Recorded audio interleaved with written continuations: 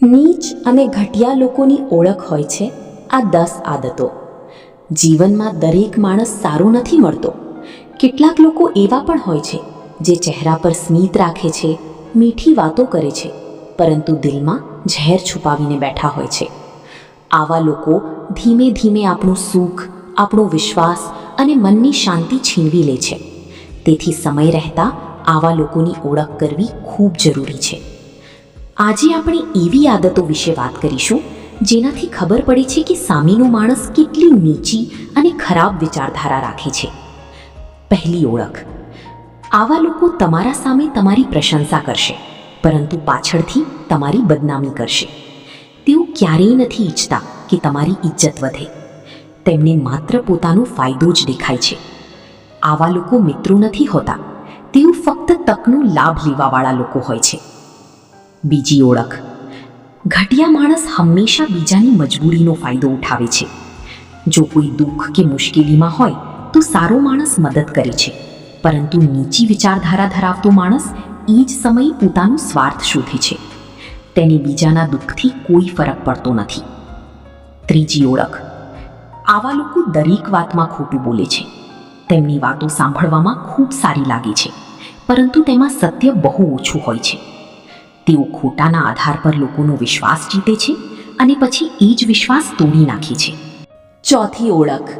બીજાની સફળતા જોઈને ઈર્ષ્યા કરવી. જ્યારે કોઈ મહેનત કરીને આગળ વધે છે ત્યારે સારા લોકો ખુશ થાય છે, પરંતુ ઘટિયા વિચારવાળા લોકો અંદરથી જલતા રહે છે. તેઓ તમારી મહેનત નહીં જુએ, ફક્ત તમારી સફળતા જોઈને પરેશાન થશે. પાંચમી ઓળખ. નબળા લોકોને દબાવવું. આવા લોકો હંમેશા શાંત અને સીધા લોકોને જ ધમકાવે છે, પરંતુ જ્યાં પોતાના કરતાં વધુ શક્તિશાળી માણસ મળી જાય ત્યાં તેમની બોલતી બંધ થઈ જાય છે. છઠ્ઠી ઓળખ. પોતાની ભૂલ ક્યારેય સ્વીકારવી નહીં. ઘટિયા માણસ ભલે કેટલી મોટી ભૂલ કરે, પરંતુ દોષ હંમેશા બીજા ઉપર નાખશે. તેને પોતાની ભૂલોમાંથી શીખવું આવડતું નથી, કારણ કે તેનો અહંકાર ખૂબ મોટો હોય છે. સાતમી ઓળખ. બીજાનો મજાક ઉડાવવો. કોઈની ગરીબી, કમજોરી, દેખાવ કે નિષ્ફળતાનો મજાક ઉડાવનાર લોકો અંદરથી ખૂબ નાના હોય છે.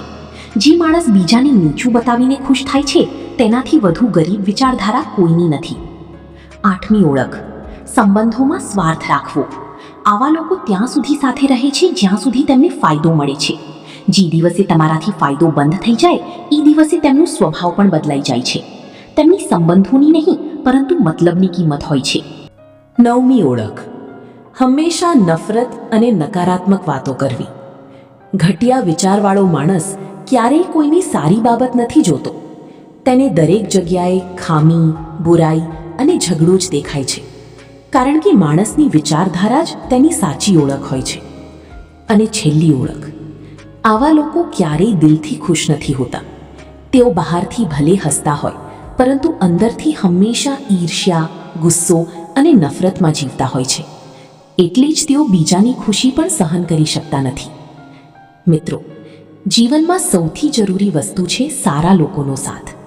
ખોટી સંગત માણસની શાંતિ અને વિચાર બંને બગાડી નાખે છે. તેથી આવા લોકોથી દૂર રહેવું જ સમજદારી છે. યાદ રાખજો, જે માણસની વિચારધારા નાની હોય તે ક્યારેય મોટો માણસ બની શકતો નથી. અને એક કડવી પરંતુ સચ્ચી વાત. સાપ ફક્ત પોતાની રક્ષા માટે ડંખ મારે છે, પરંતુ ઘટિયા માણસ કોઈ કારણ વગર પણ નુકસાન પહોંચાડે છે. જો તમને આ વાતો સાચી લાગી હોય તો હંમેશા આવા લોકોથી સાવધાન રહેજો અને તમારા જીવનમાં સારા, સાચા અને સન્માન આપનાર લોકોને જ સ્થાન આપજો.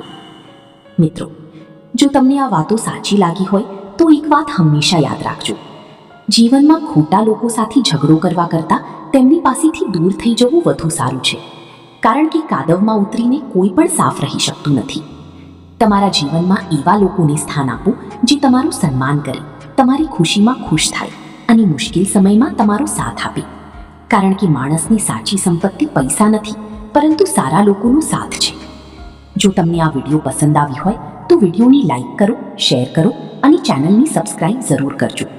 આવી જ કડવી પરંતુ સચ્ચી વાતો સાંભળવા માટે અમારા સાથે જોડાયેલા રહેજો.